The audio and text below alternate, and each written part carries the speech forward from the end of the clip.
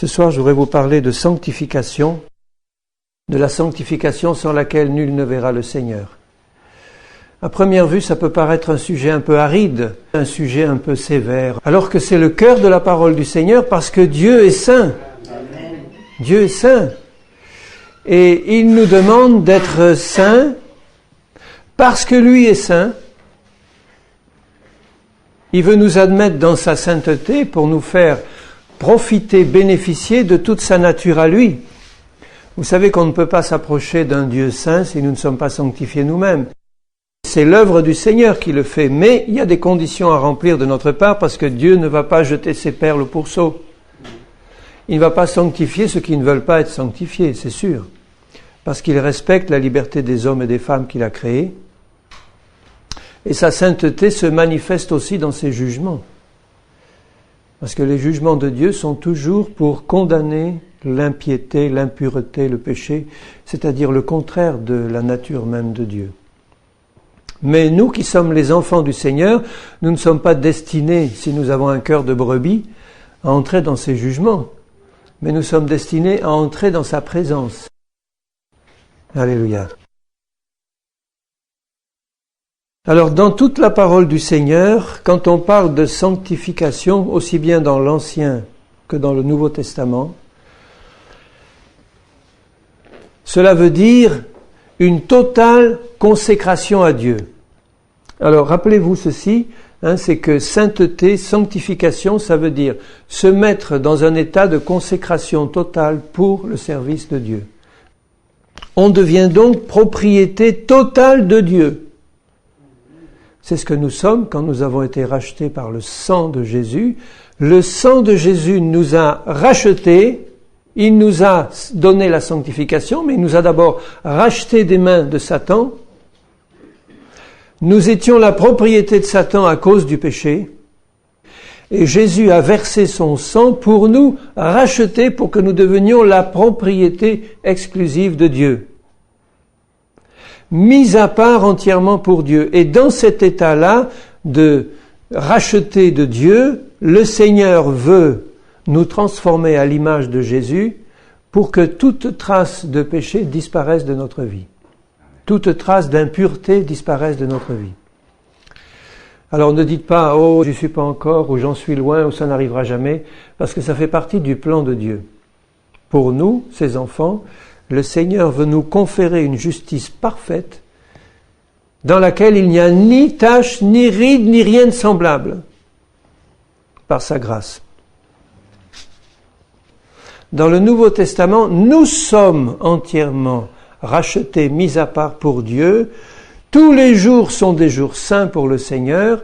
Nous sommes, comme dit Hébreux 4, entrés et nous devons entrer dans le repos du sabbat éternel de Dieu, du sabbat spirituel. Donc, dans la nouvelle alliance, qui est bien plus complète mais bien plus exigeante que l'ancienne, nous entrons dans une consécration totale à Dieu. Il n'y a plus de lieu particulier où se trouve la présence de Dieu. Dieu n'est plus dans des bâtiments faits de mains d'hommes. Mais Dieu vient habiter dans un temple qui est notre corps, dans lequel il veut demeurer. Et c'est sa présence dans ce corps qui est son temple, qui fait que ce temple est saint et sacré.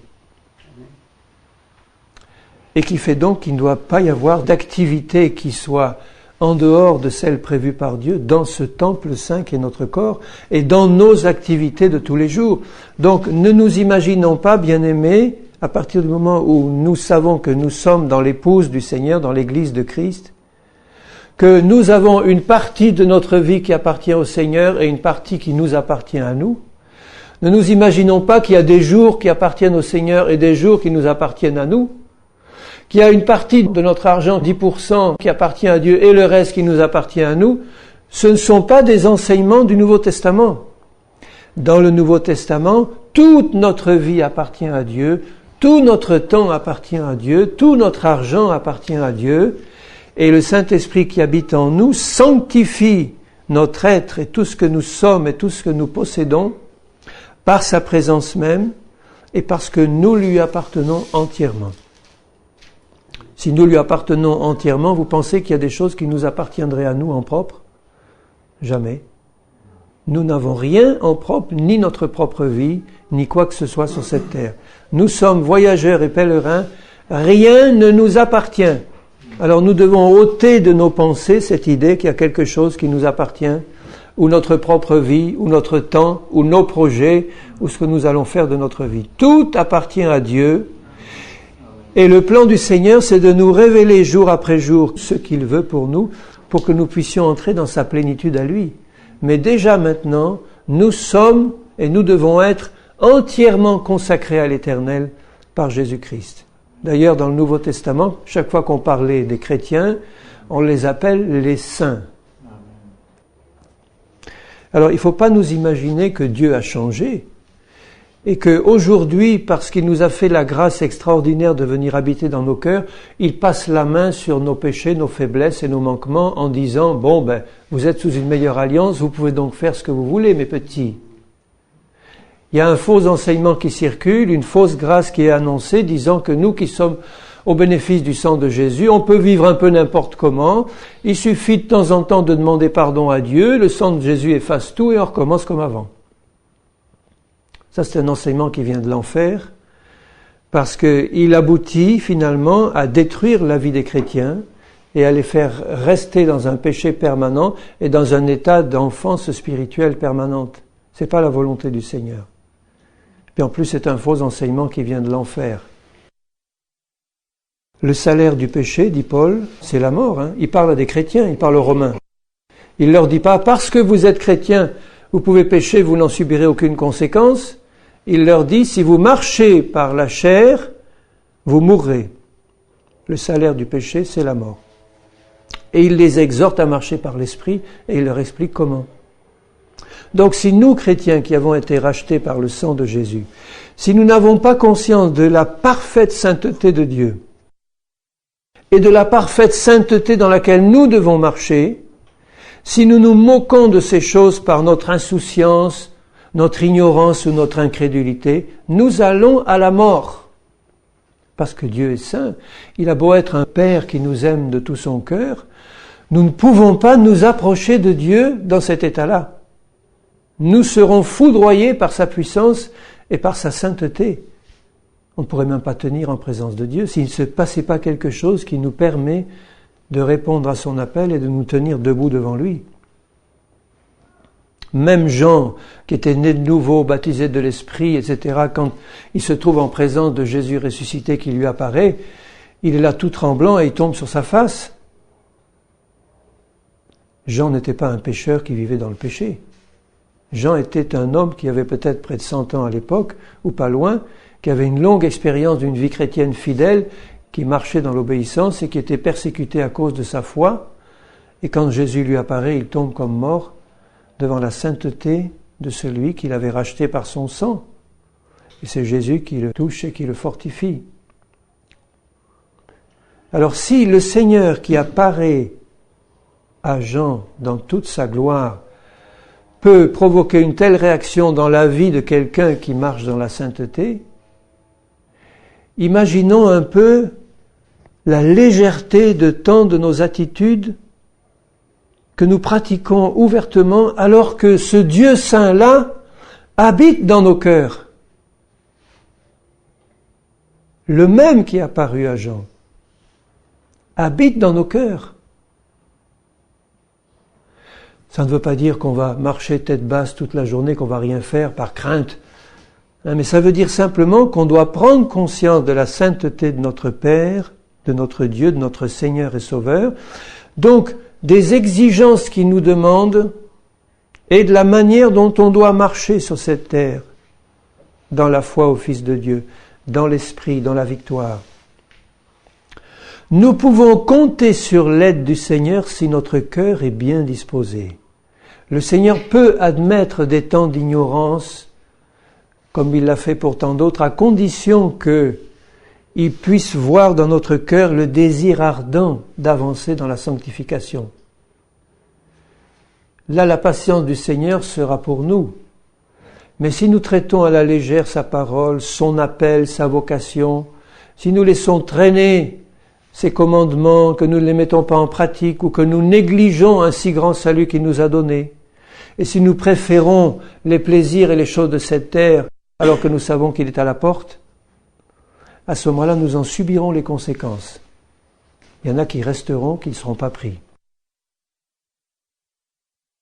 Alors ceci doit non pas nous faire reculer devant la présence de Dieu, mais au contraire nous inciter à nous rapprocher de lui, en recevant de lui tous les moyens précieux qu'il nous a donnés pour vivre dans la sainteté parfaite, pour atteindre cette sainteté et pour y vivre. Dieu est saint, son peuple doit l'être, et son peuple doit l'être parfaitement. Parfaitement. Dans Éphésiens 1, verset 4, en lui, en Christ, Dieu nous a élus, c'est-à-dire choisis avant la fondation du monde, pour que nous soyons saints et irrépréhensibles devant lui. Pas devant les hommes, devant lui. Donc voyez son plan, le Seigneur. Sa volonté, c'est que nous puissions être admis devant lui, saints, c'est-à-dire totalement consacrés et purs, irréprochables, irrépréhensibles, ça veut dire irréprochables. C'est sa volonté pour toi et pour moi. Donc ne me dis jamais que tu n'y arriveras jamais. C'est de l'incrédulité pure. C'est la volonté de Dieu de nous introduire en sa présence la plus intime, dans un état de sainteté et de perfection absolue. Absolue.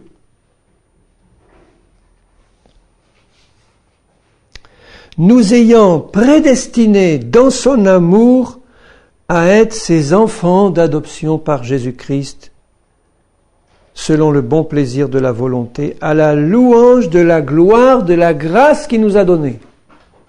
Voilà la grâce de Dieu. Nous qui étions pécheurs, perdus, impurs, mauvais, enfants de rébellion, il veut ôter toutes ces choses définitivement de nos vies, par la nouvelle naissance d'une part, par la sanctification ensuite, pour que nous puissions vraiment devenir ce qu'il veut que nous devenions, des frères et des sœurs de Jésus dans la sainteté parfaite. Et Jésus veut que ce soit le cas pour nous maintenant, et non pas de l'autre côté quand nous serons au ciel. Je combats de toutes mes forces cette fausse doctrine qui dit que nous ne pourrons jamais sur cette terre être saints comme Dieu le veut, mais que nous le serons que quand nous serons morts ou enlevés.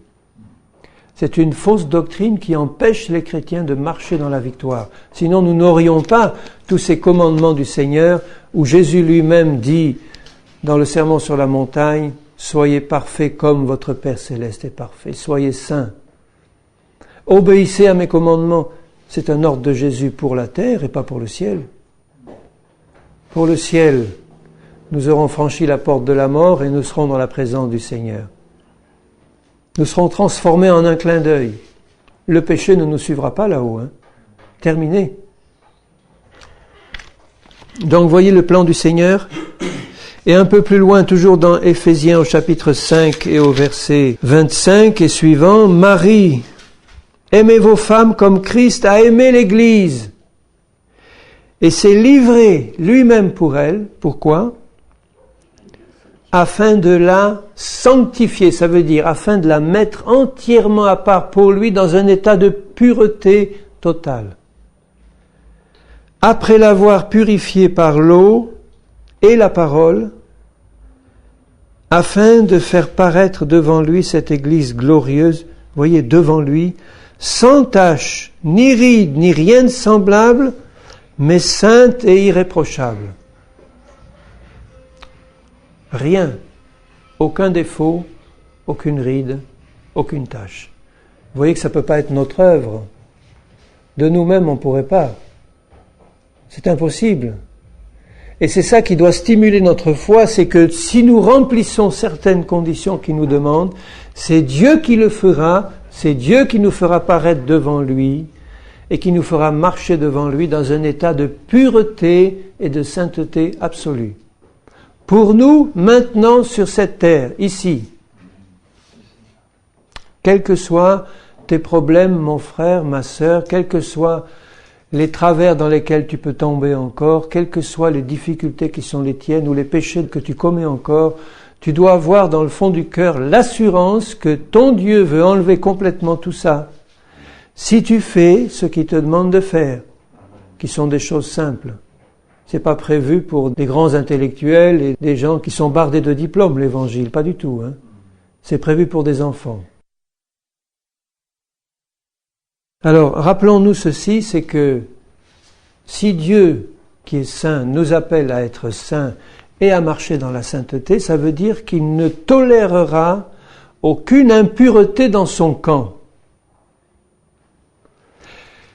Il prend patience quand il envoie parce qu'il nous connaît, mais dans son cœur, il est décidé à ne rien tolérer comme impureté dans son camp. Ça ne veut pas dire qu'il va nous rejeter dès que nous faisons quelque chose d'impur. Ça veut dire qu'il va nous persuader et il va nous montrer ce qu'il faut faire pour que cette impureté ne se trouve plus dans son camp.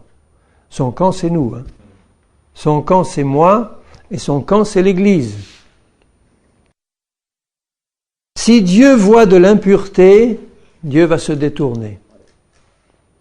Dans Deutéronome 23, verset 14, le Seigneur dit « Car l'Éternel, ton Dieu, marche au milieu de ton camp », je pourrais dire au milieu de ton corps ou au milieu de ton Église, pour te protéger et pour livrer tes ennemis devant toi. Vous voyez ce qu'il y a dans le cœur de Dieu. Il veut que ses enfants soient gardés. Il veut que ses enfants soient protégés. Il veut que l'ennemi soit écarté. Son camp devra donc être saint. Le donc est important, ça veut dire que si tu veux être gardé, protégé, tu dois avoir dans le cœur et dans la réalité de ta vie la sainteté du Seigneur. Ton camp devra donc être saint afin que l'Éternel ne voie chez toi rien d'impur et qu'il ne se détourne pas de toi. Nous dirions, nous, chrétiens de la Nouvelle Alliance, si nous vivons dans une forme ou une autre de péché non confessé, le Seigneur se détournera de nous. Dans 2 Chroniques 29 et au verset 5, « Écoutez-moi, Lévites ». Les Lévites, c'est nous tous, puisque dans la Nouvelle Alliance, nous sommes tous prêtres et sacrificateurs, hommes et femmes. Écoutez-moi, Lévites. Maintenant, sanctifiez-vous. Sanctifiez la maison de l'Éternel, le Dieu de vos pères, et mettez ce qui est impur hors du sanctuaire. Sanctifiez-vous, ça veut dire, comme Dieu est saint et pur, mettez hors de ce sanctuaire qui est notre corps ou l'Église, tout ce qui est impur pour Dieu. Donc vous voyez que nous devons apprendre à connaître ce qui est pur et ce qui est impur, à discerner entre l'impur et le pur. Comment pouvons-nous mettre quelque chose d'impur hors du sanctuaire de Dieu si nous n'avons même pas conscience que c'est impur?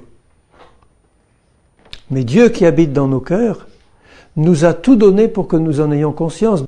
Si Dieu voit quelque chose d'impur, le péché au milieu de nous, Dieu se détournera, on aura beau parler en langue, prophétiser même faire des miracles, même guérir des malades, et on pourra évangéliser la terre entière, mais la présence de Dieu ne reposera pas sur nous. Et vous savez que le but de Dieu, c'est de nous introduire en sa présence. C'est en sa présence que nous avons, d'abord nous, la joie infinie, la paix. C'est en sa présence que Dieu peut lui aussi se réjouir de voir ses enfants devant lui, sanctifiés, purifiés. En dehors de la présence de Dieu, bien-aimé, c'est que de la religion, il n'y a rien. Combien d'églises où il y a beaucoup de monde, de beaux cantiques, des dons spirituels, tout ce qu'on veut, sauf l'essentiel, c'est-à-dire la présence de Dieu.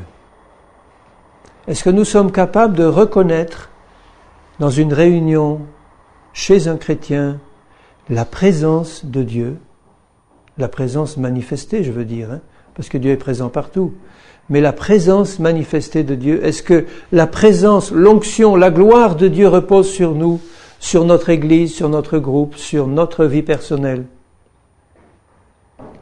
parce que nous avons compris ce qui est saint et ce qui est impur pour Dieu, et que nous avons attaché notre cœur à connaître la loi de Dieu et à mettre notre vie en accord avec sa loi, comme Esdras, qui avait appliqué son cœur pendant des années à sonder la parole, à la mettre en pratique et à l'enseigner au peuple.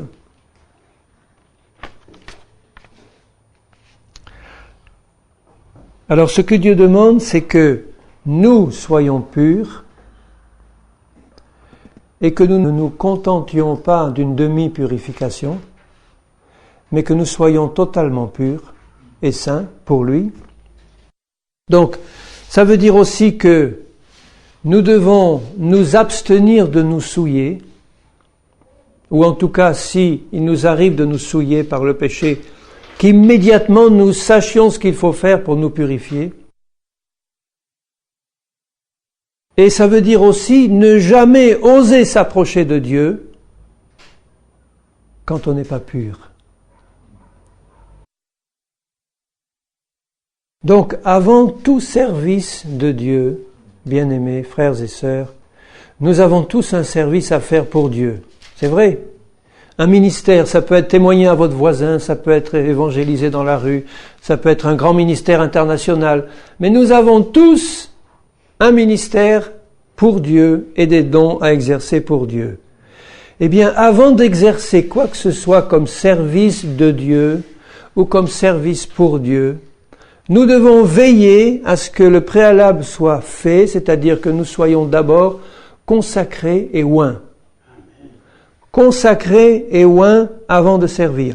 Trop de chrétiens se lancent dans le service de Dieu, évangélisent, témoignent, etc., alors que leur vie est dans la désobéissance et dans le péché. Pour nous, enfants du Seigneur, n'oublions jamais que tout service de Dieu qui est fait en dehors de la consécration et de l'onction du Saint-Esprit est une abomination pour Dieu. Il vaudrait mieux qu'on ne fasse rien. C'est une abomination. Même la prière du pécheur est une abomination pour Dieu. Sauf la prière du pécheur qui va se repentir, bien sûr. Mais quelqu'un qui vit dans le péché puis qui vient devant Dieu faire de belles prières pour l'Afrique, pour l'Amérique, pour Paul, Pierre ou Jacques, c'est une abomination aux oreilles du Seigneur. Donc ça nécessite de notre part un désir ardent de marcher dans la sainteté et d'être constamment à l'écoute du Saint-Esprit en nous, qui est celui qui nous guide et qui nous sanctifie, pour qu'il puisse nous montrer l'état de notre cœur et que nous puissions constamment marcher au bénéfice du sang de Jésus, de l'Esprit du Seigneur et de sa parole. Alors comment être saint et comment marcher dans la sainteté? La parole du Seigneur, elle est claire. Le Seigneur nous dit que nous sommes saints par la foi en la vérité, et nous marchons dans la sainteté par l'obéissance à la vérité. Ça a l'air très simple, hein? Je vais vous lire quelques versets qui le montrent. Mais nous sommes saints par la foi en la vérité, et cette foi en la vérité nous donne une sainteté totale et parfaite en Jésus-Christ. Ça, c'est la sainteté légale, la sainteté absolue que nous recevons par la foi en Christ et la foi en l'œuvre de Christ. La foi en Christ, la foi en l'œuvre de Christ nous confère une justice et une sainteté en Christ qui est absolue et totale. Mais ça implique une connaissance et une révélation de la parole de Dieu qui nous est donnée par le Saint-Esprit. Parce qu'il ne suffit pas de lire un verset en disant oui, le sang de Jésus nous sanctifie, le sacrifice de Jésus nous justifie devant Dieu et maintenant Dieu me confère une justice et une sainteté totale et absolue. Oui, ça va, je le lis. Mais il faut vraiment que ça rentre dans le cœur pour que nous le saisissions par la foi, pour que ça devienne une réalité totale pour nous. Que si je te pose la question, mon frère ou ma sœur, est-ce que tu es saint devant Dieu maintenant? Tu puisses me répondre immédiatement et sans hésitation, oui mon frère, mais en vérité. Pas en hésitant, en me disant, j'essaye, je m'efforce et puis Dieu le voit, enfin bon, je sais pas trop. Parce que ma question c'est pas ça, mais ma question c'est, est-ce que tu es saint maintenant devant Dieu? La réponse doit être immédiate. Si tu as compris, oui. Non pas par mes œuvres, non pas par mes efforts, non pas par quoi que ce soit que je peux accomplir, mais par ma foi en l'œuvre de Jésus et en l'œuvre de la croix. Ça, c'est la première des réalités à comprendre. C'est la foi en la vérité. C'est la foi qui sauve, c'est la foi qui justifie, c'est la foi qui donne la sainteté. Parce que Jésus a payé pour nous, qu'il a payé pour mon péché, qu'il a versé son sang pour me purifier. Et puisqu'il a vraiment à la croix payé pour moi, l'œuvre de la croix est complète, elle est totale. Je me trouve devant Dieu dans une situation de justification totale par la foi en Christ, par la foi dans l'œuvre de Christ à la croix. Ça ne veut pas dire que j'ai acquis immédiatement la capacité de marcher dans la sainteté tous les jours de ma vie, dans tous les actes de ma vie. Ça, c'est l'obéissance de la foi dans la marche concrète de tous les jours. Mais cette obéissance de la foi ne va pas pouvoir produire d'effet si déjà, au départ, je n'ai pas compris ma position en Christ. Et le problème de beaucoup de chrétiens, c'est qu'ils n'ont pas compris leur position en Christ et qu'ils essayent de marcher dans la sanctification sans jamais y arriver parce que c'est un effort de volonté. C'est pas une compréhension spirituelle de notre position en Christ. En Christ, nous sommes assis dans les lieux célestes, lavés et purifiés. Le plus grand pécheur du monde qui arrive au Seigneur et qui reçoit dans son cœur le message de l'Évangile et qui le comprend par le Saint-Esprit et qui donne sa vie au Seigneur et qui se repent et qui ouvre son cœur à la grâce du Seigneur et à la puissance du sang de Jésus et de l'œuvre de la croix, celui-ci est immédiatement lavé, purifié, justifié, sanctifié de tous ses péchés passés comme s'il n'avait jamais péché. Et il y a tant de chrétiens qui traînent un fardeau de culpabilité encore de leur vie passée, en disant « mais oui, je sais que Dieu m'a pardonné, mais enfin quand même, c'était tellement lourd, tellement gros ces péchés que j'ai faits qu'ils ont du mal à accepter par la foi que Dieu a effacé par le sang de Jésus complètement tous leurs péchés passés comme s'ils n'avaient jamais existé. » C'est merveilleux de le comprendre. Ça doit réjouir nos cœurs, mais alors de savoir que, Seigneur, tous mes péchés, à l'instant où je te parle, si j'ai confessé ces péchés de tout mon cœur, eh bien, Seigneur, ton sang a la puissance de tout effacer, et de tout effacer en permanence tant que je marche dans cette foi en la puissance de l'œuvre de la croix. Mais ça ne suffit pas pour me faire marcher concrètement tous les jours dans la perfection de la sanctification. Il faut que j'aille plus loin, tout en gardant tout ce que j'ai reçu au début, c'est-à-dire la foi dans le sang et l'œuvre de la croix, mais il faut que j'apprenne à marcher tous les jours dans une sanctification pratique, au bout de laquelle le Seigneur ne trouvera plus le moindre petit défaut en moi manifesté. Donc, pas seulement la justification qui m'est donnée par la foi en Christ, mais un apprentissage, Paul appelle ça se dépouiller du vieil homme et marcher concrètement dans le nouveau, de renoncer aux œuvres de la chair et de marcher dans celles de l'esprit, de renoncer à toutes ces choses, division, impureté, pour marcher par la foi dans le fruit de l'esprit, l'amour, la paix, la joie, de manière permanente. S'il m'arrive de chuter, j'ai immédiatement le sang de Jésus et l'œuvre de la croix et ma repentance qui me remettent d'aplomb devant Dieu et qui me permettent de retrouver cette communion avec Dieu. Mais le Seigneur ne va pas s'arrêter là.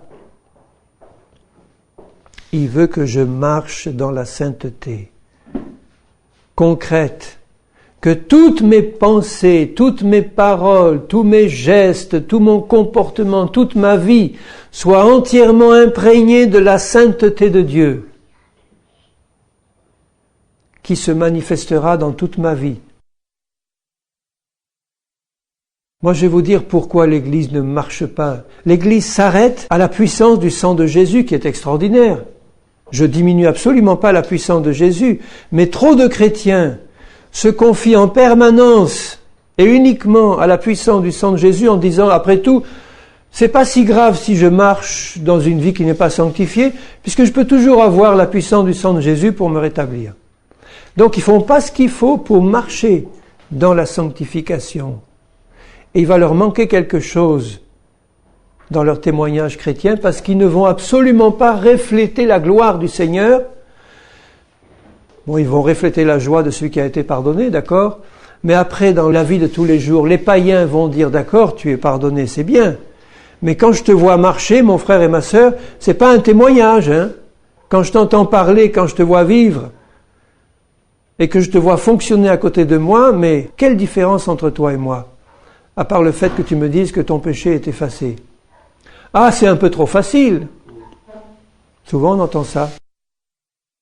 Et notre problème, c'est d'apprendre à marcher dans la sainteté, après avoir reçu par la foi la révélation de notre position en Christ, qui est permanente et qui doit le rester. Mais il faut que cette foi véritable produise des actions correspondantes et des œuvres correspondantes. Sinon, c'est pas la foi. Si tu dis, j'ai reçu par la foi la sanctification, et que tu ne marches pas dans cette sanctification, il y a un problème encore dans la réalité de ta foi et de la révélation que tu as reçue. C'est pas un jugement ni une critique, c'est le fait de constater qu'il y a encore des progrès à faire et que tu dois t'approcher de Dieu pour avoir une révélation plus profonde, davantage de foi, davantage de compréhension de l'œuvre de Jésus pour pouvoir marcher concrètement par l'Esprit. Alors, en ce qui concerne le premier point, c'est-à-dire nous sommes sanctifiés en Jésus, je vais vous lire 2-3 versets. Dans 1 Corinthiens 1 et verset 2, Paul, etc., et le frère Sostène, à l'église de Dieu qui est à Corinthe, à ceux qui ont été sanctifiés en Jésus-Christ, appelés à être saints. Là, vous avez tout le programme en un seul verset. Ceux qui ont été sanctifiés en Jésus, ça c'est la position en Christ par le sacrifice de Jésus, et appelés à être saints, c'est-à-dire appelés à marcher concrètement tous les jours dans cette sainteté qui t'a été donnée. Vous avez les deux aspects qui sont là. Dans 1 Corinthiens 1 et au verset 30. Or c'est par lui, c'est-à-dire Dieu, que vous êtes en Jésus-Christ. Merci Seigneur pour ma position en Jésus. Vous êtes en Jésus, qui, de par Dieu, a été fait pour nous sagesse et justice et sanctification et rédemption, afin que, comme il est écrit, que celui qui se glorifie dans le Seigneur. Jésus a été fait pour moi sanctification. Ça veut dire qu'il a manifesté totalement la perfection d'une marche absolue dans l'obéissance, et il l'a fait pour moi si je reste en lui. Si je reste en Christ, et si j'ai toujours conscience de ma position en lui, il a été fait sanctification pour moi. Il a vaincu dans tous les domaines de la vie, toutes les tentations, il les a vaincues. Vous ne voyez jamais Jésus faire un faux pas, une chute, une parole de travers, se mettre en colère de manière charnelle. Jamais il a marché dans une perfection absolue pour toi et pour moi. Si je reste en lui, et si je reçois de lui l'apprentissage qu'il veut me donner, je vais marcher comme lui dans une perfection absolue. Comme grâce que je reçois de lui, puisqu'il a été fait sanctification pour moi. Dans Hébreux 10, verset 9, c'est Jésus qui dit « Je viens, ô Dieu, pour faire ta volonté ». Voyez, la base de celui qui veut se sanctifier, c'est ça.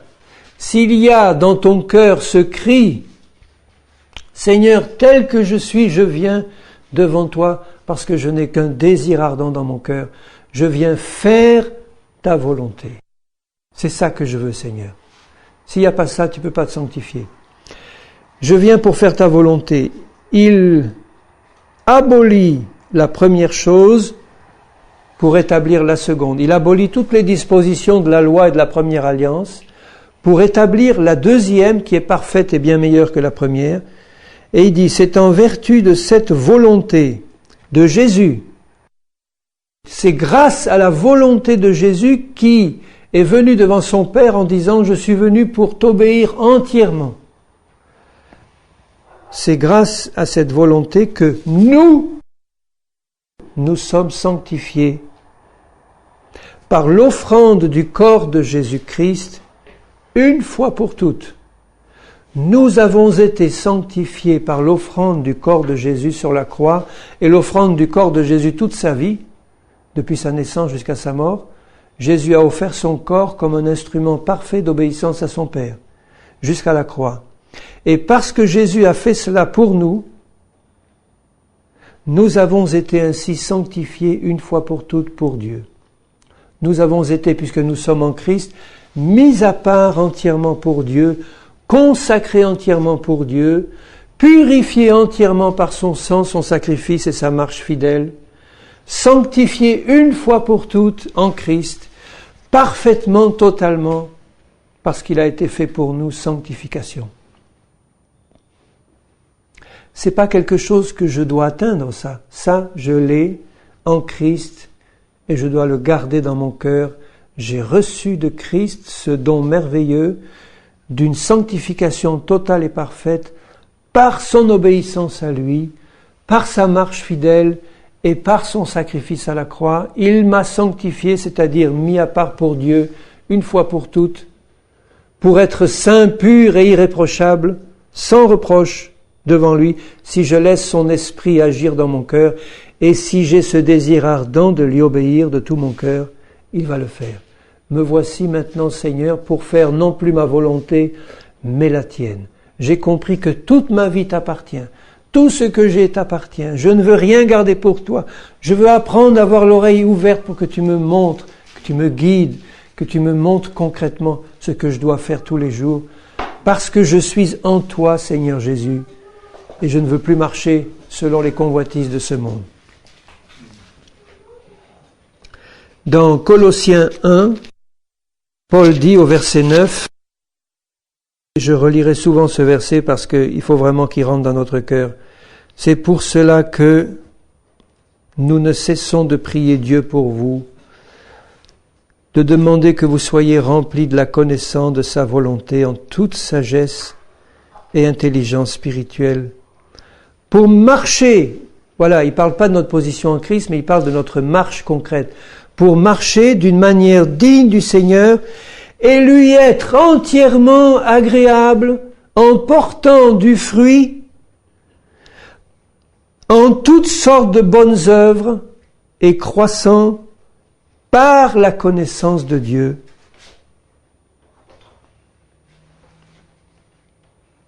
Vous voyez que il demande, Paul, dans ses prières, que ces chrétiens ils aient l'intelligence ouverte pour qu'ils comprennent leur position en Christ, pour qu'ils puissent marcher d'une manière digne de Dieu dans tous les aspects de leur vie, toutes sortes de bonnes œuvres et de bons actes, pour être entièrement agréables à Dieu.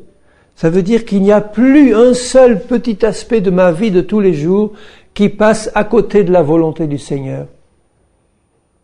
Et pour cela, il dit, je ne cesse de prier pour que vous soyez remplis de la connaissance de sa volonté en toute sagesse et intelligence spirituelle. Ça veut dire, je ne cesse de prier pour que vous ayez l'intelligence spirituelle ouverte, pour que vous compreniez vraiment dans votre esprit ce que Christ a fait pour vous et quelle est votre position et votre place en Christ. Parce que quand mes yeux spirituels sont illuminés et que je sais quelle est ma place et ma position en Christ, je ne vais plus m'amuser à marcher comme je le faisais avant. J'ai reçu une révélation telle dans mon cœur que j'ai compris l'effet que ça produit sur le cœur de Dieu quand je marche dans la chair et quand je marche comme je le faisais avant. Et par amour pour mon Seigneur, puisqu'il m'a révélé ce que je suis en Christ, maintenant je vais marcher concrètement comme il le veut dans tous les aspects de ma vie.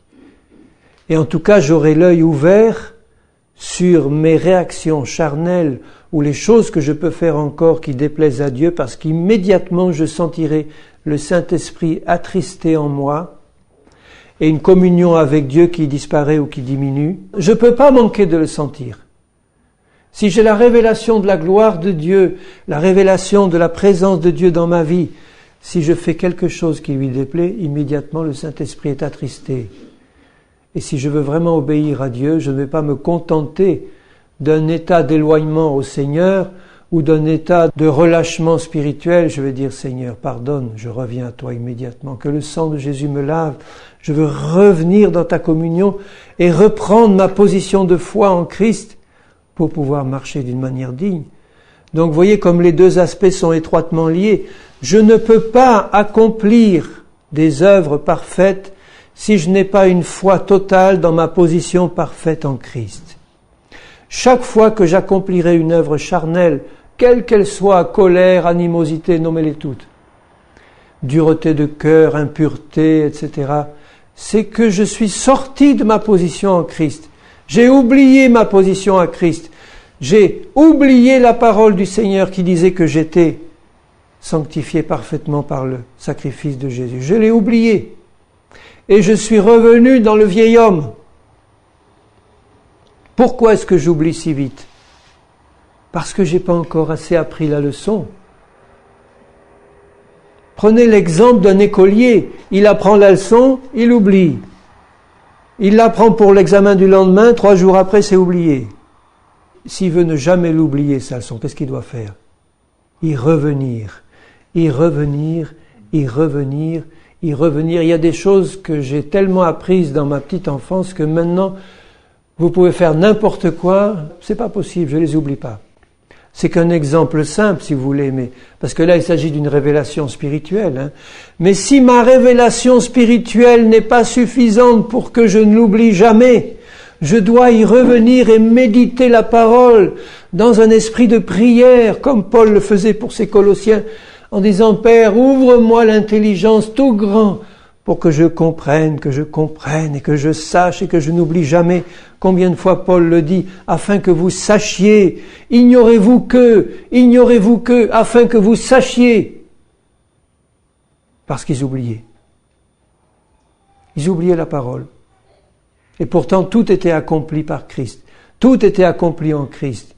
Donc plus nous allons passer du temps à méditer et à digérer dans un esprit de prière ce que nous sommes en Christ, quelle est notre position glorieuse en Christ, et plus nous aurons la possibilité de marcher concrètement dans ces œuvres parfaites. Et au moment où notre connaissance spirituelle sera totale, notre marche en Christ sera parfaite. Alors ceci veut dire que plus nous allons dans les difficultés de notre vie, si nous les comprenons correctement, plus nous allons nous approcher du Seigneur et d'une révélation plus profonde de son appel, de sa réalité à lui, de qui il est, de ce qu'il a fait de nous en Christ, si nous restons dans la foi en lui. Alors je dis ceci pour nous montrer que plus nous avons cette révélation de la sainteté de Dieu, de la sainteté de notre position en Christ, qui est incomparable, unique. Ce temps de la grâce est unique. La position de l'épouse et de l'Église est unique. Plus nous avons cette révélation, plus nous aurons la possibilité de marcher droit, mais plus la correction sera sévère si nous dévions. À la limite, le Seigneur dira dans Hébreux, « De quel pire châtiment croyez-vous que seront jugés dignes ceux qui auront foulé de leurs pieds le sang du Fils de Dieu et tenu pour profane le sang de l'Alliance ?» Il ne veut pas parler d'un jeune chrétien qui commence sa vie spirituelle et qui fait des gaffes. Il veut parler de ceux qui auront été loin avec Jésus, qui auront été dans les profondeurs de Jésus, qui auront compris la puissance de l'esprit du siècle à venir, qui auront participé à ces choses, qui auront compris ces choses et qui après auront péché volontairement. Pour cela, il n'y a plus de repentance possible.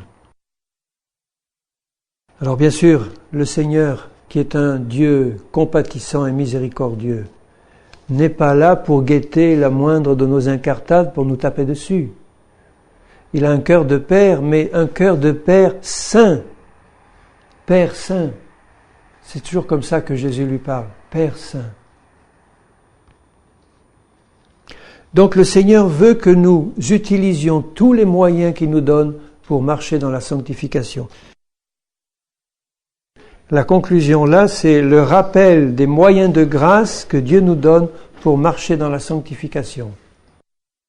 Alors, dans la marche sanctifiée pratique, la première des choses que je rappelle et qui est importante, c'est que Jésus-Christ s'est sanctifié pour nous et que nous devons constamment avoir cette vérité dans le cœur. Jésus-Christ s'est sanctifié pour nous. Il nous a, une fois pour toutes, amenés à une sanctification parfaite par l'œuvre de la croix. Ça, c'est la base. Jésus-Christ s'est sanctifié pour nous.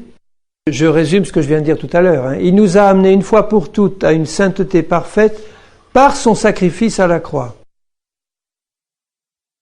Et c'est là-dessus que nous devons prier pour que cette révélation pénètre et reste dans nos cœurs. C'est la base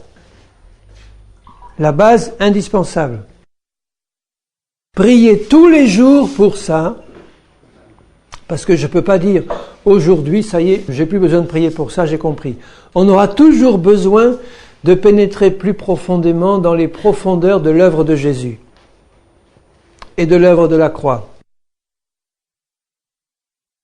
Dans Jean 17, verset 19, Jésus dit à son Père, à notre Père Saint, « Je me sanctifie au présent, il dit, je me sanctifie moi-même pour eux, afin qu'eux aussi soient sanctifiés par la vérité. » La vérité, c'est Jésus, et la vérité, c'est sa parole. Donc, la vérité joue un rôle fondamental dans le processus de sanctification. La vérité, c'est la connaissance personnelle du vrai Jésus de la Bible, et pas du faux Jésus catholique ou orthodoxe ou des mouvements ou des sectes.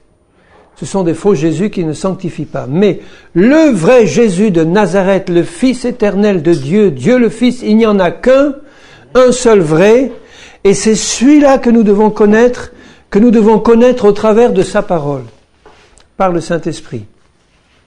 Donc, Jésus s'est sanctifié et se sanctifie pour nous, mais il nous demande une condition par la vérité, c'est-à-dire par la connaissance personnelle de Jésus et par la connaissance personnelle de sa parole. Comment connaître personnellement Jésus?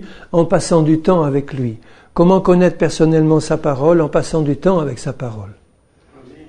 Dans un esprit de méditation et de prière. Plus tu vas passer du temps avec Jésus, plus tu vas passer du temps avec sa parole et plus tu vas connaître la vérité, et la vérité va te sanctifier. Dans Éphésiens 4, verset 24, il y a un verset extraordinaire aussi. Ils sont tous extraordinaires, les versets de la parole, mais pour le thème que nous avons ce soir, celui-là est extraordinaire. Éphésiens 4, verset 24. Je lis à partir du verset 20 pour voir le contexte. Éphésiens 4, 20. Mais vous, chrétiens, nous, ce n'est pas ainsi que vous avez appris Christ. Vous voyez, appris. Appris, ça veut dire qu'il faut l'apprendre, quoi. On ne le connaît pas comme ça. Il faut apprendre Christ. Si du moins vous l'avez entendu, et si conformément à la vérité qui est en Jésus, c'est en lui que vous avez été instruits par le Saint-Esprit et par ceux qui prêchent la parole.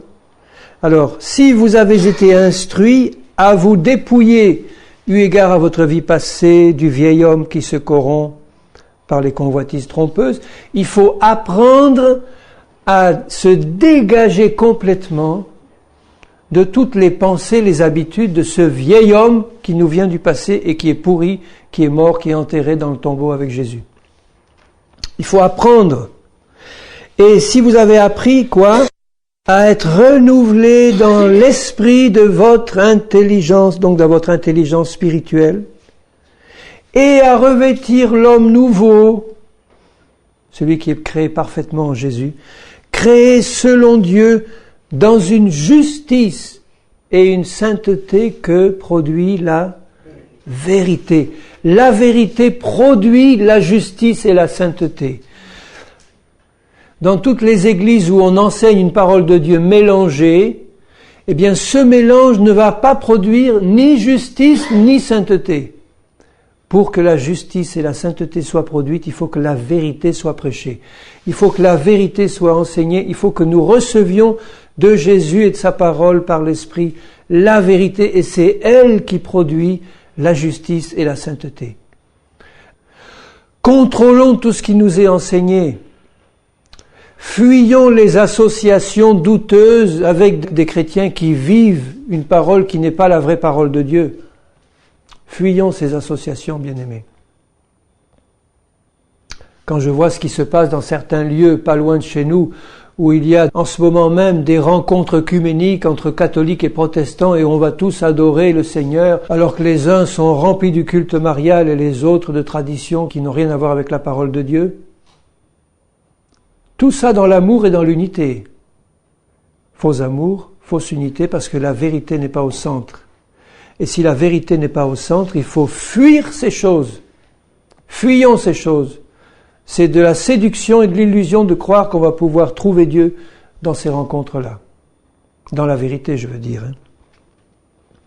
On risque plutôt d'être contaminé par l'erreur et la séduction qui grandit.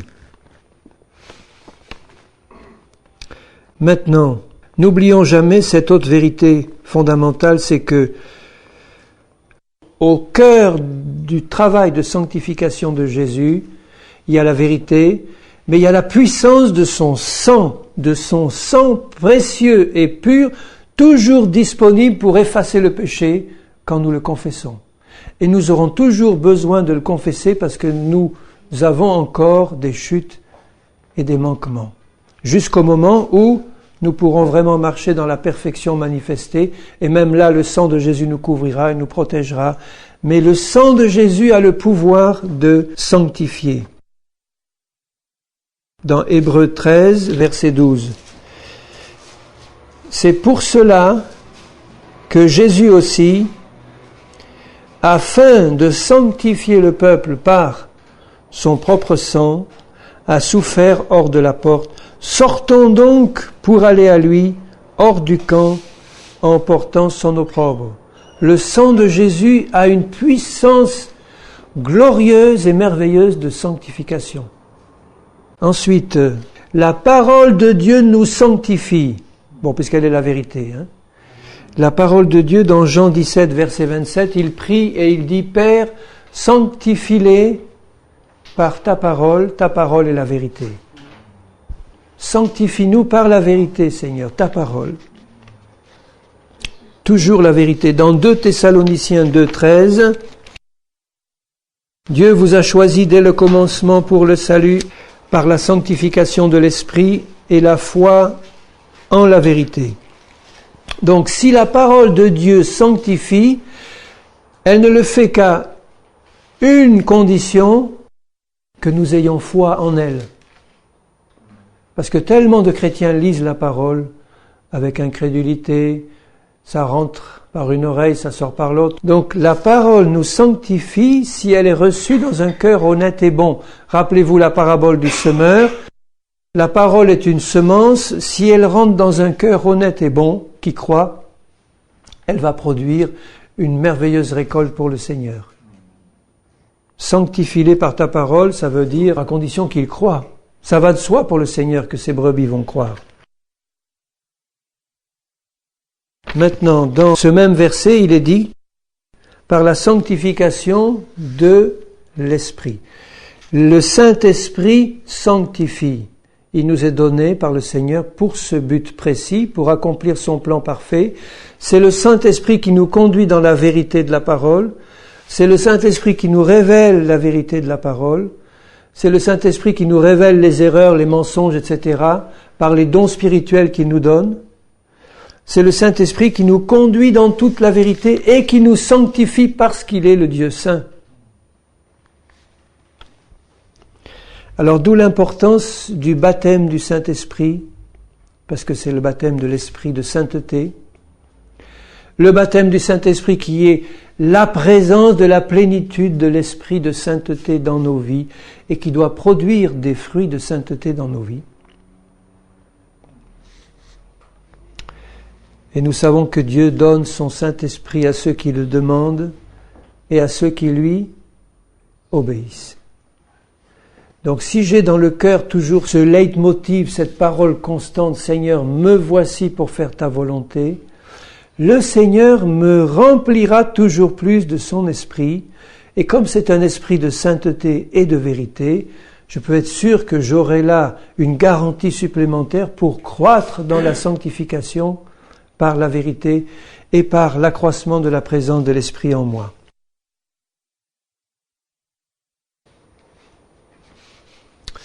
Maintenant, l'obéissance sanctifie.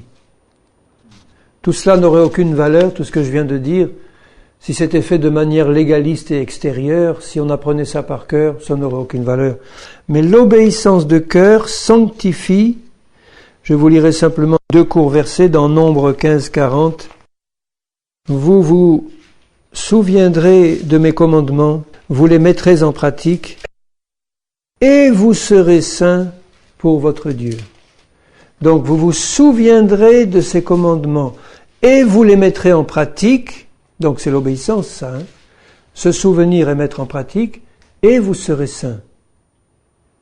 Il y a une sanctification dans l'obéissance qui vient du fait que quand on obéit au commandement du Seigneur, on obéit au Seigneur lui-même. Obéissant au Seigneur, on a son approbation et sa présence sur nous. Chaque fois que nous désobéissons, nous quittons le domaine de la sanctification. Momentanément, si nous avons compris ce que c'est, mais nous quittons le domaine de la sanctification, c'est évident. L'obéissance sanctifie. Et enfin, le fait de livrer nos membres au Seigneur sanctifie. C'est important de le comprendre, ça. Dans Romains 6, verset 19, de même, il dit que vous avez livré vos membres. Qu'est-ce que c'est nos membres? C'est les mains, les pieds, les yeux, les oreilles, la langue, tout. Et il dit de même que, auparavant, vous aviez livré tous ces membres comme esclaves à l'impureté et à l'iniquité, c'est-à-dire au péché. Pour arriver à l'iniquité, le fait de livrer nos membres au péché, ça nous faisait arriver en plein dans l'iniquité, dans le péché. Il dit maintenant, livrez vos membres comme esclaves à la justice pour arriver à la sainteté. Ça veut dire que je dois comprendre que mon corps est le temple du Saint-Esprit et je dois livrer mon corps entièrement, évidemment tout mon être, esprit, âme et corps, mais là il parle de l'importance qu'il y a à livrer ses membres comme esclaves à la justice du Seigneur pour parvenir à la sainteté. Il le dit bien, si nous livrons nos membres comme esclaves à la justice, nous arrivons à la sainteté. Rappelez-vous ce que dit Jacques. Il dit que la langue est le plus petit des membres. Mais celui qui arrive à maîtriser la langue est un homme parfait. Donc ce petit membre qui est la langue doit être livré au Seigneur. Plus aucune parole impure, plus aucune parole douteuse, plus aucune plaisanterie douteuse ou stupide, plus aucune parole légère ne doit sortir de ce membre-là si je le livre entièrement au Seigneur. Et si je ne reprends pas mon don, aussitôt après lui avoir donné au Seigneur, « Seigneur, je te donne ma langue. » Bon, c'est bien pendant la réunion, et puis dès que la réunion est finie, les médisances et les machins, et les impuretés, les paroles impies. Donc on ne lui a rien livré du tout au Seigneur. Il faut livrer ce premier membre qui est la langue, pour qu'elle soit entièrement consacrée au Seigneur et qu'il ne sorte plus de notre bouche que des paroles de Dieu. Vous devriez essayer, par exemple, pendant une journée, de vous engager devant le Seigneur en disant « Seigneur, pendant cette journée, uniquement une journée, je ne prononcerai que des paroles de Dieu. » Essayez un jour. Essayez de dire, Seigneur, je vais arrêter toute parole futile, vaine, bêtise, et je ne prononcerai que des paroles qui viennent de toi, c'est-à-dire des paroles pures, des paroles qui viennent de la Bible, des paroles d'exhortation, des paroles de sainteté qui viennent de Dieu. Essayez de le faire un jour. Bien-aimés, si vous y arrivez un jour, vous y arriverez 2. Si vous y arrivez 2, vous y arrivez toute votre vie. Parce que vous aurez appris à garder quelque part un contrôle immédiat en disant, eh bien maintenant je sais qu'il faut que je contrôle tout ce qui sort de cette bouche. Constamment, avec quelques personnes que je sois, même des gens du monde qui sont en train de plaisanter grossièrement autour de moi, je suis là, j'observe, je ne laisse rien sortir. Que des paroles de Dieu. Ce membre-là est capital, mais il y a un autre membre qui est essentiel à livrer. Ils sont tous essentiels à livrer, mes mains, mes yeux, mes oreilles, mes pieds, tout. Mais il y a un membre que je dois livrer au Seigneur, c'est le sexe. Je le dis sous l'onction du Seigneur, parce que je sais les ravages que ce membre fait dans le monde et dans l'Église. Et c'est pour ça que j'en parle sous le sang de Jésus et l'onction du Seigneur. C'est un membre qui doit être entièrement consacré au Seigneur pour que le lit conjugal ne soit pas souillé, pour que les relations entre jeunes ne soient pas souillées. Tout ce qui touche à la vie sexuelle doit être entièrement consacré au Seigneur. Avant, pendant, après le mariage, tout.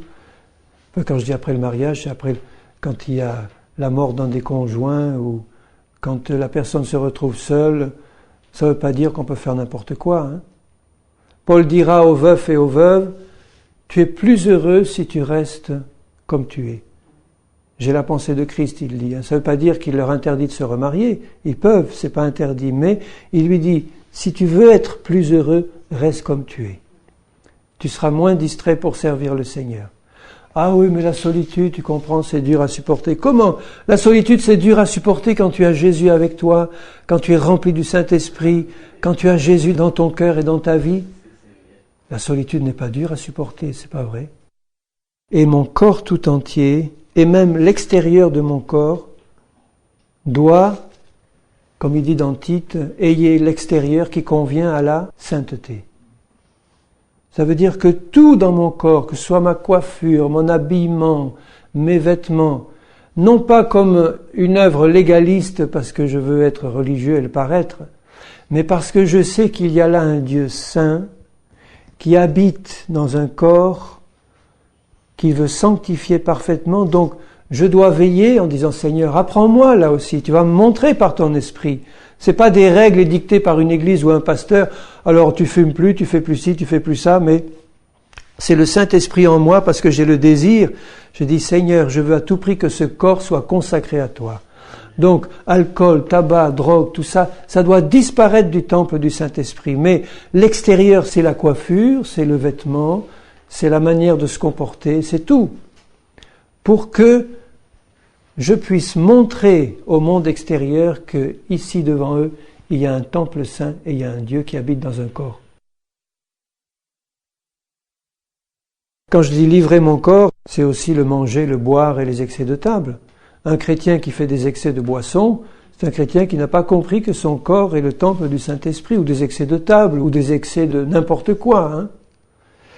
J'ai compris que mon corps est le temple du Saint-Esprit, je le tiens en bon état, pour le service du Seigneur, en comptant sur sa grâce pour qu'il me préserve des maladies et des infirmités. Le Seigneur nous demande d'affermir nos cœurs par la foi.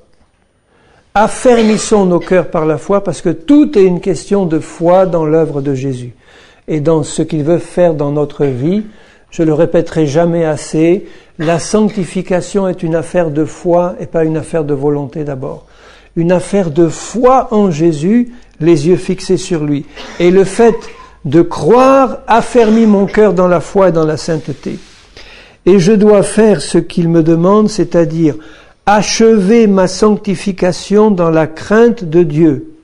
Il dit ceci dans 2 Corinthiens 7. Ça veut dire que quand je m'engage dans le Seigneur, j'ai compris que je suis sanctifié une fois pour toutes par le sacrifice de Jésus, mais j'ai compris que je dois marcher dans la sanctification pratique, donc je commence à le faire en apprenant tout de Christ, et il faut que j'achève et que j'arrive jusqu'au bout. Je ne dois jamais me dire, Seigneur, j'y arriverai jamais. Seigneur, tant que je suis sur cette terre, je peux pas y arriver. Jamais. Il me dit là, ayant de telles promesses, au verset 1, bien-aimés, purifions-nous de toute souillure de la chair et de l'esprit. Purifions-nous. C'est pas le Seigneur qui va le faire, ça. Il a fait sa part, il a tout fait. Il m'a tout donné dans le sang, dans la parole, dans son esprit pour que je marche là-dedans. Maintenant, il me dit, saisis-toi de tout ça et purifie-toi de toute souillure de la chair et de l'esprit, par la confession de tes péchés, mais par la foi en Jésus, et achevant notre sanctification dans la crainte de Dieu. Achever, ça veut dire aller jusqu'au bout. Ne t'arrête pas en route. Sois ferme dans la foi. Ne te laisse pas décourager par tes échecs. Ne te laisse pas décourager parce que tu pèches encore. Sache que tu as avec toi un Dieu qui acceptera ta faiblesse présente s'il voit dans ton cœur. Il acceptera, ça veut dire il ne va pas la laisser passer, mais ça veut dire qu'il te fera grâce pour ta faiblesse présente si tu la lui confesses d'un cœur sincère et si tu lui laisses voir que dans ton cœur, il y a le désir ardent d'arriver au bout et de lui obéir. Il te fera grâce et il te fera grandir pour que tu ne chutes plus. En achevant notre sanctification dans la crainte de Dieu. Vous voyez la place de la crainte de Dieu dans la sanctification. Donc je vais avoir cette crainte respectueuse du Seigneur dans l'amour d'un fils, d'une fille envers son Père et dans l'intimité, mais en disant Seigneur, je n'oublierai jamais que tu es un Dieu saint et que devant toi, même si tu me fais grâce pour mes faiblesses parce que j'ai pas encore compris, je n'oublierai jamais que tu es un Dieu saint et que tu me demandes de pas faire n'importe quoi devant toi. Je veux achever ma sanctification totale dans la crainte du Seigneur. Il va m'y aider, le Seigneur, par sa compassion et sa miséricorde, et il va m'y aider par un instrument qui s'appelle le châtiment.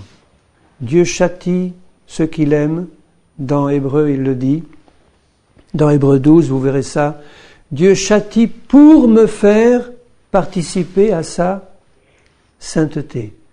Donc s'il voit que j'ai pas compris suffisamment vite parce que je suis un peu négligent, ou que je me laisse un peu trop aller dans des affaires qui lui déplaisent, il va me faire grâce, mais il va aussi me corriger et me châtier, et dans la douleur et la souffrance du châtiment, il me fera comprendre que ma place, elle n'est pas là, elle est avec lui, dans la sainteté. Jusqu'à Apocalypse 19, verset 6. J'entendis comme une voix d'une foule nombreuse. Nous y sommes, bien-aimés, nous y arrivons. Comme un bruit de grosses eaux, un bruit de fort tonnerre, disant « Alléluia ». Pourquoi ils sont heureux? Pourquoi cette foule est heureuse? Elle est en présence de Dieu, de Jésus. Car le Seigneur, notre Dieu Tout-Puissant, est entré dans son règne. Réjouissons-nous et soyons dans l'allégresse et donnons-lui gloire, car les noces de l'agneau sont venues et son épouse s'est préparée dans la sanctification. Et il lui a été donné, vous voyez le don du Seigneur, elle s'est préparée, mais c'est quand même un don de Dieu. Elle s'est préparée, mais elle a reçu la grâce du Seigneur. Il lui a été donné de se revêtir d'un fin lin éclatant, pur, sans rides, ni taches, ni rien de semblable. Car le fin lin, c'est la justice des saints. Voilà, une sainteté parfaitement réalisée par un peuple d'hommes et de femmes obéissants qui ont compris l'œuvre de la croix. La croix reste au centre de leur vie. En permanence, ils n'oublient jamais sa signification et sa réalité. Ils ont reçu toutes les grâces de Dieu, ils ont collaboré avec l'œuvre du Seigneur de tout leur cœur, ils ont achevé leur sanctification dans la crainte de Dieu, ils ont reçu tous les instruments de la grâce du Seigneur, ils ont marché dans la sanctification et maintenant ils voient Dieu de leurs yeux et ils crient Alléluia. Seigneur, je veux faire partie de ceux qui crieront avec cette foule Alléluia. Et de ceux dont il est dit, heureux ceux qui ont été jugés dignes de prendre part aux noces de l'agneau. Seigneur, je sais que tu es un Dieu saint, mais j'ai besoin de le savoir encore plus, Seigneur. Et je te demande, pour moi, une révélation plus profonde de ta sainteté. Et aussi de tout ce que tu as fait en Christ pour que je puisse marcher dans ta sainteté parfaite. Seigneur, je me réjouis de savoir que tu as décidé pour moi ce plan merveilleux, pour chacun de tes enfants, de marcher dans ta présence tous les jours de la vie dans la crainte du Seigneur et dans la sainteté. Après avoir été délivrés de nos ennemis, comme tu le dis dans Luc, par Jésus, tu nous donnes la possibilité de marcher dans la justice et la sainteté tous les jours de notre vie. Et ce soir, je veux simplement t'en bénir, Père Saint, te demander de nous aider à marcher dans cette sainteté concrète et pratique, d'ouvrir constamment nos oreilles, nos yeux spirituels et nos cœurs, et de nous apprendre, Seigneur, Christ. Aide-nous à apprendre Christ, Seigneur. Aide-nous à nous revêtir de cet être nouveau, de cet homme nouveau que tu as créé dans une justice et une sainteté que produit la vérité. Seigneur, je t'en remercie dans le nom de Jésus. Amen.